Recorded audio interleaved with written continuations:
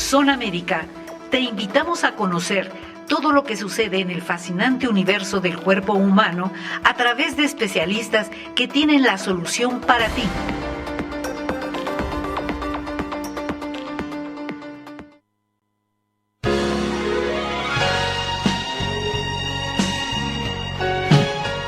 ¿Qué tal? Muy buenas tardes, bienvenidos a una emisión más del programa En Opinión de un Médico Nikkei. Yo soy el doctor José Luis Akaki, soy médico internista y me encuentro en el Hospital Ángeles Metropolitano. Los niños ya están de vacaciones, bajó el tráfico, bajó los tumultos, todo, y también mucha gente sale de vacaciones. Y al salir de vacaciones, pues lo usual, ¿no? Van a lugares de diversión, de recreación, a donde zonas de playa o zonas del bosque, pero también los lugares se saturan y muchas veces no se toman las debidas precauciones con los alimentos, sobre todo con esta onda de calor que ha habido a nivel mundial. Y nosotros los que vemos medicina activa, pues hemos visto muchos problemas de cuadros diarreicos de personas que comen en otros sitios que no son en su casa y que problemas, de hecho acabo de ver unos que fueron de paseo a la Marquesa y me dicen, fuimos al mismo restaurante siempre, doctor, con la misma gente, un restaurante muy limpio y todos con diarrea. Entonces los alimentos, aparte de que duran menos por el calor, pues a veces el mismo organismo no está adaptado a ciertas sustancias como son las grasas, los picantes, los irritantes, y entonces se presenta un evento que se llama diarrea del viajero o diarrea aguda del viajero. Para este tema hemos invitado a un experto en los problemas gastrointestinales, el doctor Oscar Teramoto, quien es gastroenterólogo de muy reconocido, miembro de la Academia Mexicana de Cirugía, y nos va a hablar sobre este tema tan importante, la diarrea del viajero. Doctor Teramoto, buenas tardes, bienvenido. Buenas tardes, doctor Akaki, mil gracias por la invitación, mil gracias a todos ustedes también por estar aquí con nosotros. Sí, hoy día la diarrea del viajero es una realidad, creo que tiene muchas acepciones en muchos lados, muchos de ustedes conocerán la diarrea del viajero como la venganza de Moctezuma, pero no es exclusivo de quien viene a México o va a algunas partes de México, ¿no? Y aún dentro de México, cuando nosotros viajamos a provincia o los de provincia vienen aquí a la Ciudad de México, pueden tener también los mismos síntomas. Pero esto no es privativo de aquí, es un fenómeno mundial. Y para explicar esto, pues es simple y sencillamente el cambio de hábito, como usted decía, de las personas que viajan y tienen que adaptarse. Uno, a los cambios de clima, a una habitación nueva, pero además de todo ese ambiente en donde uno empieza a tratar de probar la culinaria que existe en cada parte que nosotros visitamos, ¿no? Se dice que el viajero que viene de Estados Unidos o de Canadá o de otros países en donde pues tienen un alto nivel económico y que vienen a México, Centroamérica, o que van hacia el sureste asiático, tienen más posibilidades de tener diarrea. Mas sin embargo, también se ha visto este fenómeno, aquellos viajeros que están dentro de Europa, o los que van a Japón, o los que van a otros países que supuestamente son de muy alto nivel económico y de muy altos niveles de sanidad. Y hablando de sanidad, es lo que usted decía, finalmente el mecanismo por el cual alguien va a tener una diarrea del viajero es por comer alimentos que están contaminados con alguna bacteria o con algún otro parásito. Es muy conocido o se menciona mucho el hecho de que es muy frecuente que haya infección por bacterias tipo Escherichia coli, Campylobacter, pero no es exclusivo de eso, también hay virus que están involucrados, parásitos en regiones tropicales. Ciclospora es una de las de los parásitos que también pueden estar afectando mucho a los viajantes, a los viajeros. Y dicho esto, se cree que entre el 15 y el 70% de los viajeros que van a algún lado van a presentar diarrea. No todos van a necesitar medicinas, no todos van a necesitar cuidados importantes o van a tener que acudir al médico o al hospital, en cuyo caso se encuentren en otros países, pero la realidad es de que cuando clasificamos esto, va desde diarreas leves, en donde el paciente a lo mejor presenta 1 o 3 evacuaciones, no afecta en nada, no afecta en su actividad turística, pero ya cuando empiezan a haber más de 3 evacuaciones, entre 3 y 7, o ya se considera moderada, y ya más de 10, entonces ya se considera severa. Entonces, y esto puede ser en el 10-15%, ¿no? Entonces, sí hay que ir clasificando esto y clasificar los riesgos, ¿no?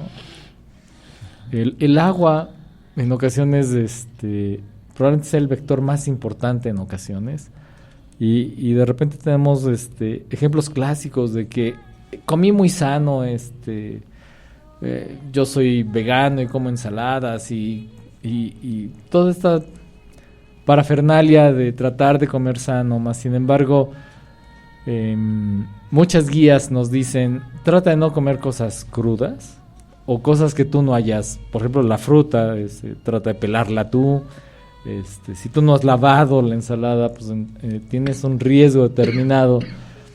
Y el agua, ¿no? El agua, muchos visitantes creen que la calidad de agua que hay en México puede ser similar a la que tienen ahí en su país o en otros lugares. Mas, sin embargo, la potabilización en ocasiones no es tan adecuada y es el vector más importante de inicio de estas infecciones. Entonces, sí, probablemente hasta el 70% de viajeros pueden presentar esto. Entonces, ¿qué hacer en esto?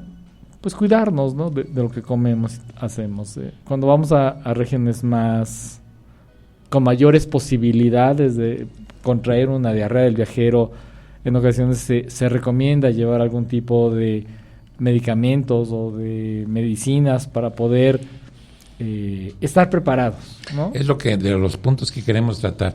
Una pregunta, ¿cuándo se considera ya un cuadro como diarrea? ¿Con una sola evacuación semilíquida o semipastosa o hay un cierto número para decir si tienes diarrea o no tienes diarrea? Porque muchas veces nada más es el cambio de alimento lo que favoreció que no hubiera una adecuada digestión y entonces tiene una evacuación líquida o semilíquida o aguada. Pero si nada más es una y no hay ningún otro síntoma, ¿se puede considerar como diarrea del viajero o en ese caso no? Pues muchos lo consideran que sí. La realidad es de que ni el paciente, si nada más presenta una evacuación diarreica y no presenta otro síntoma, ni siquiera le va a hacer caso. Entonces, la realidad es de que, pues, lo que siempre decimos, ¿no? La diarrea no es nada más una evacuación, tiene que ser varias evacuaciones y varios días, ¿no? Entre 1 y 3 días es lo más frecuente. Consideramos que una diarrea aguda del viajero dura menos de 2 semanas. Más de 2 semanas ya se considera persistente y a veces hasta crónica. Entonces, sí hay diferencias en cuanto a cuántas evacuaciones y qué síntomas asociados puede tener el paciente, ¿no? Sí, porque a veces una sola evacuación nada más es por el cambio de alimento. Exacto. Por ejemplo, en México la comida, sobre todo la comida de provincia, es muy grasosa. Guisan con mucha grasa y a algunas personas no les cae bien, tienen una evacuación diarreica, pero otras que sí están acostumbradas a la grasa, de momento algunas cosas como las ensaladas, porque no digieren bien la fibra, también les puede dar alguna evacuación diarreica. Entonces, en términos es una evacuación de 1 a 3 evacuaciones en un día líquidas ya se cataloga como diarrea. Leve.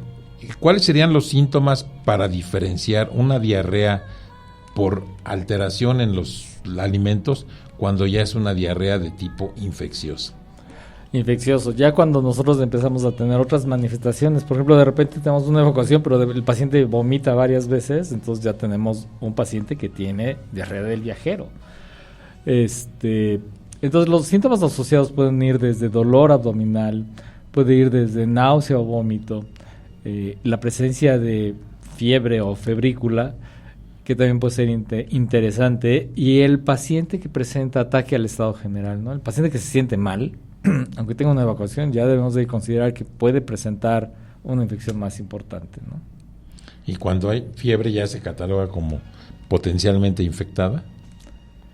¿O no siempre? No siempre. Digo, sabemos que hay muchos pacientes que comen una comida que está contaminada, que tiene Escherichia coli enterotoxigénica, y que básicamente lo que tienen es toxina. Y el organismo siempre trata de eliminar por sí mismo tanto el agente como el factor que está causando esta diarrea, las toxinas. Entonces, muchas veces la respuesta que tenemos nosotros propia hace que podamos tener fiebre, y no necesariamente esto implica que haya una invasión del agente causal hacia las células y causar un daño celular, ¿no?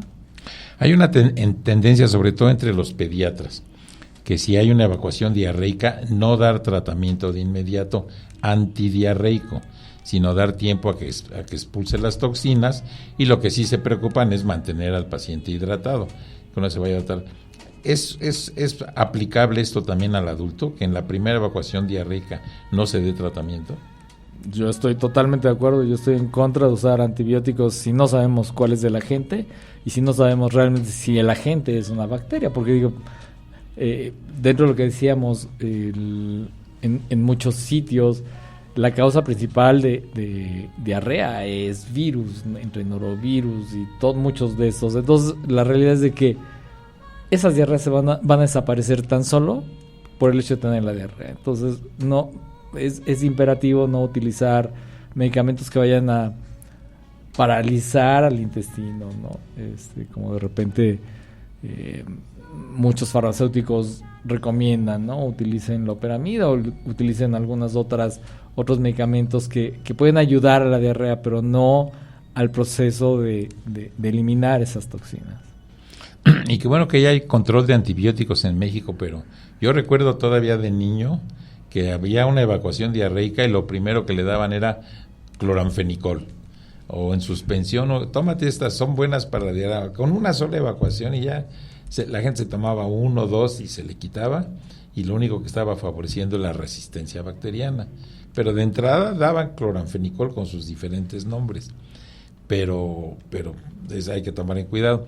Y tan es frecuente la diarrea del viajero que en muchos hoteles, hoteles que tienen bien surtido su Servivar, pues dentro del Servivar hay un frasquito de un líquido rosa, con botella rosa, que ya está ahí para que te lo tomas y te lo cobran, porque te puede dar diarrea. Ya está dentro de lo que hay, las botellitas de whisky, las papitas y todo, está la botellita de ese líquido rosa tan socorrido cuando hay problemas de tipo intestinal.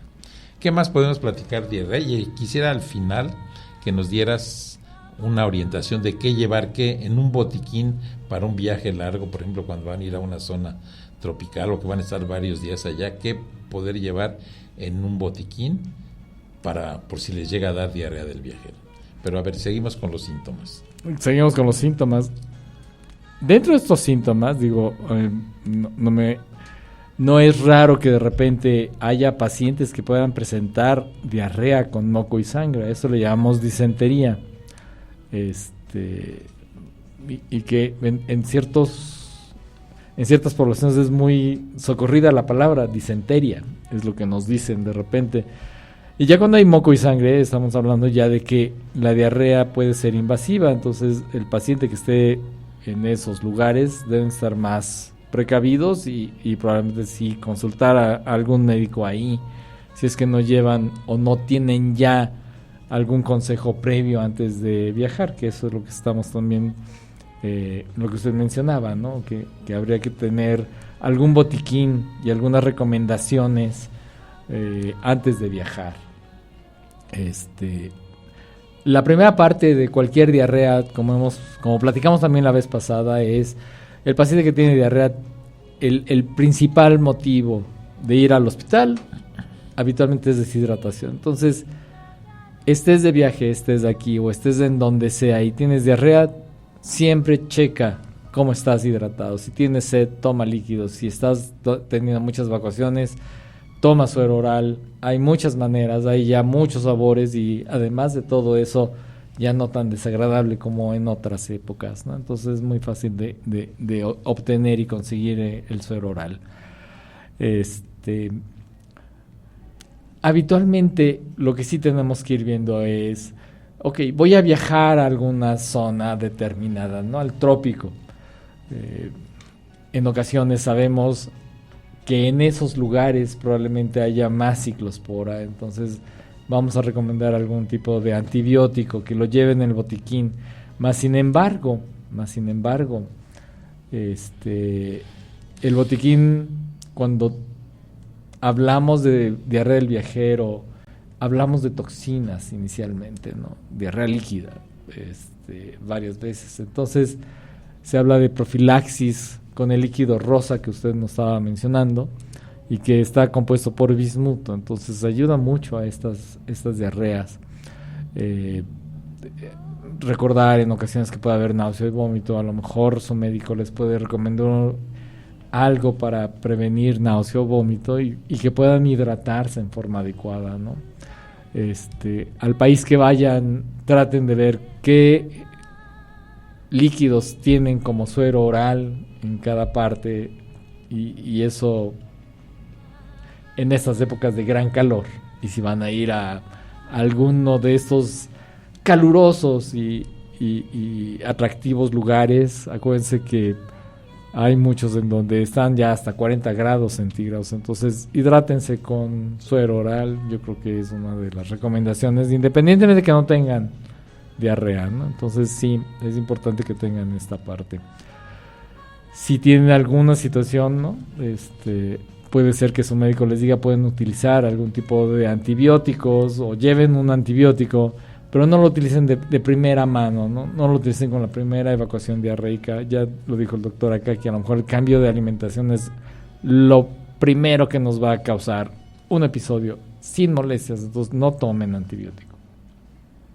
Y como medicamentos para, bueno, aparte de la hidratación y alimentos sanos, el suero oral ya lo venden en todos lados, incluso hay hasta recetas caseras de suero oral. Yo me acuerdo en el pueblo donde hice mi servicio social, que la gente ya lo sabía, entonces ponían agua hervida en una botella, 1 litro, le exprimían el jugo de 1 o 2 limones, una cucharada grande de azúcar y una cucharada chica de sal.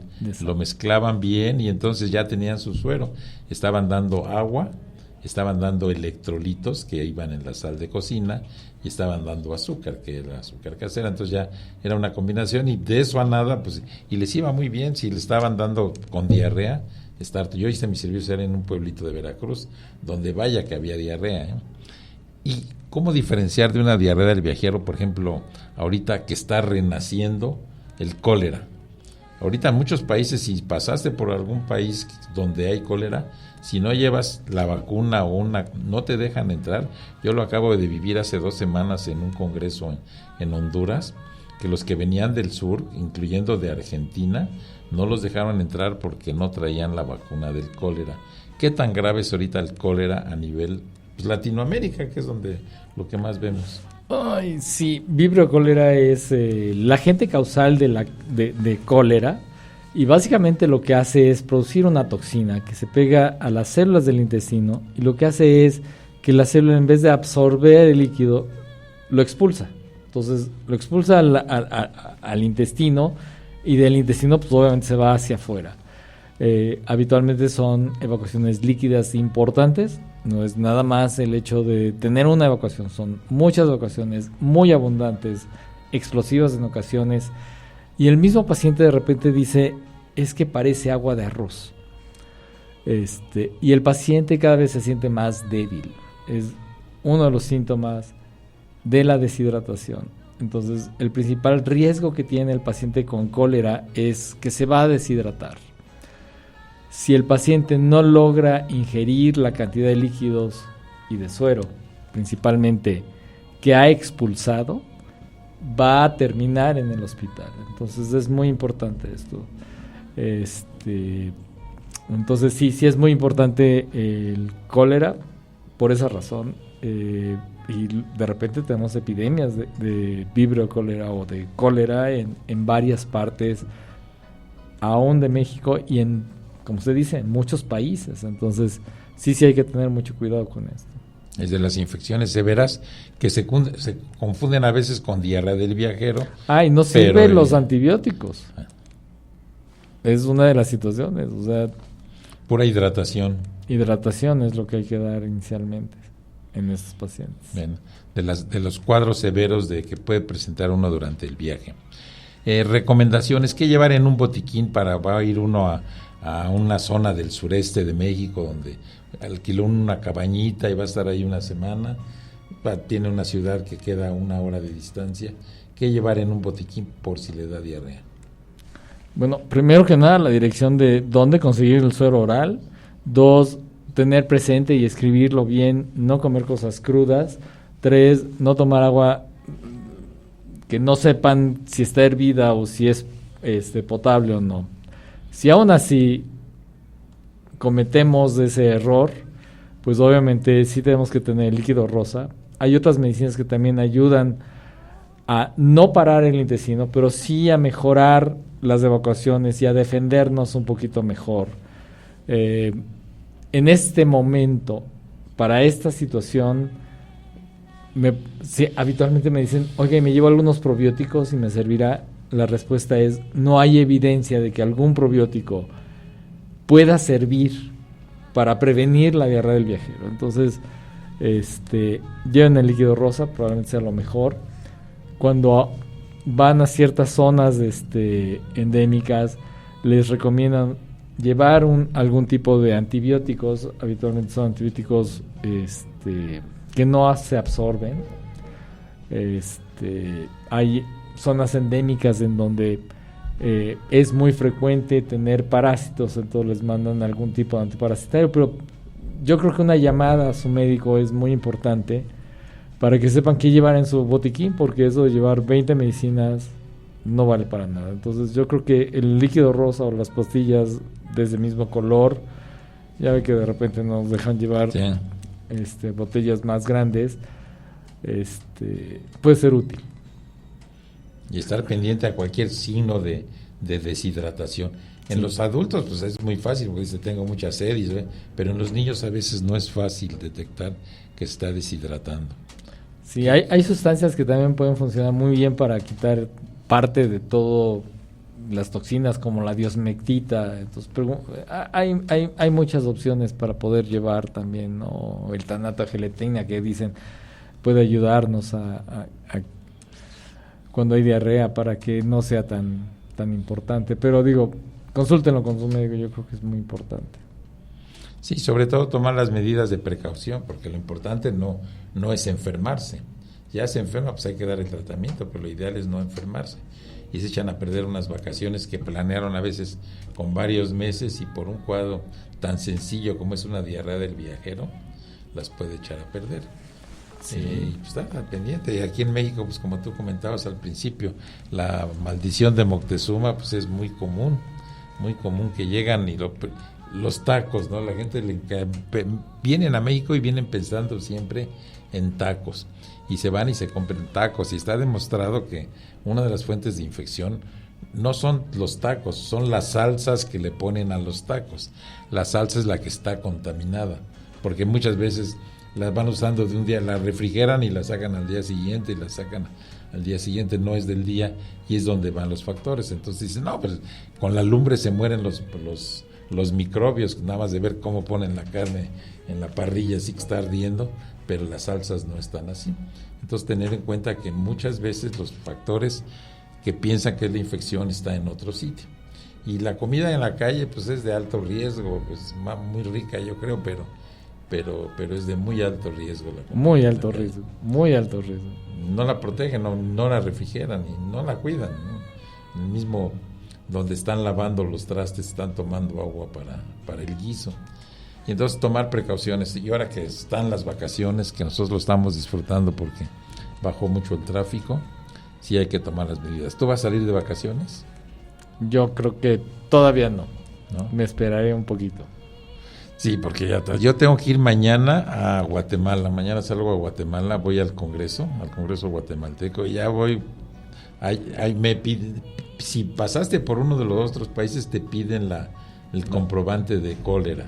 Okay. Yo ya investigué, como voy nada más de México, no lo están pidiendo, pero están muy estrictos países de Centro y Sudamérica con el problema del cólera, porque le tienen miedo, y con justa razón. Sí. Es una verdadera epidemia cuando llega el vibrio y se mete en las aguas de uso común. Entonces hay que tomar muchas precauciones, aunque Guatemala es casi México, pero los cuidados de los alimentos no son los mismos. Exactamente. Es de muy alto riesgo. Pues, ¿qué más nos puedes decir ya en los minutos que nos quedan sobre la diarrea? La diarrea, cerca de entre el 10 y el 20% de pacientes que tienen diarrea del viajero, a veces tienen diarreas persistentes. Y muchos de esos pacientes pueden desarrollar otras enfermedades como intestino irritable. Entonces, tomar en cuenta eso. Si tienen una diarrea que dura más de 2 semanas, vayan con su médico cuando regresen del viaje, ¿no? Habitualmente si ya sufrieron durante el viaje y están sufriendo al regreso, vayan con su médico para tratar de evitar tener complicaciones crónicas, ¿no? Digo, finalmente es parte de cuidarse, ¿no? Los pacientes que tienen algún tipo de riesgo, y riesgo hablamos de pacientes que son diabéticos, pacientes que son neumópatas, o sea, que tienen problemas del pulmón crónico y que los hacen débiles, o que toman algún tipo de medicamento que también debilita o disminuye su capacidad inmunológica, tienen que tener más cuidado en estos casos, ¿no? Se supone que en 2017 hubo más de 1,000 viajeros, y acuérdense que los viajeros no es nada más el hecho de turistear, hay muchos que viajan, así como el doctor Akaki, que van a un congreso, y los médicos tampoco estamos exentos de padecer la diarrea del viajero, entonces no se crean, también nos protegemos. Sí, hay que tomar cuidado por ejemplo, el agua de la llave, pues a menos que haya una señal así bien marcada de que han demostrado que es agua potable, pues se toma, si no, las botellitas. Y aunque diga, doctor, más vale no tomar agua de llave. No, en las botellitas. En todos lados ya te ponen tus botellitas de agua. Afortunadamente. Te voy a contar una anécdota. Mi hijo, cuando era joven, se puso a coleccionar botellas de agua de todos donde iba, les encargaba una botellita de agua y las tenía en un lugar y las iba acomodando. No, algunas de esas botellitas a la semana, a las 2 semanas, se empezaban a enturbiar, empezaban a salirle hongos así, y estaban selladas, totalmente selladas. Dice uno, ay, ¿de dónde habrán tomado el agua para llenar esas botellas? Que son las que ponen en los hoteles o venden en las calles, ¿no? En las calles. O sea, no es garantía a veces.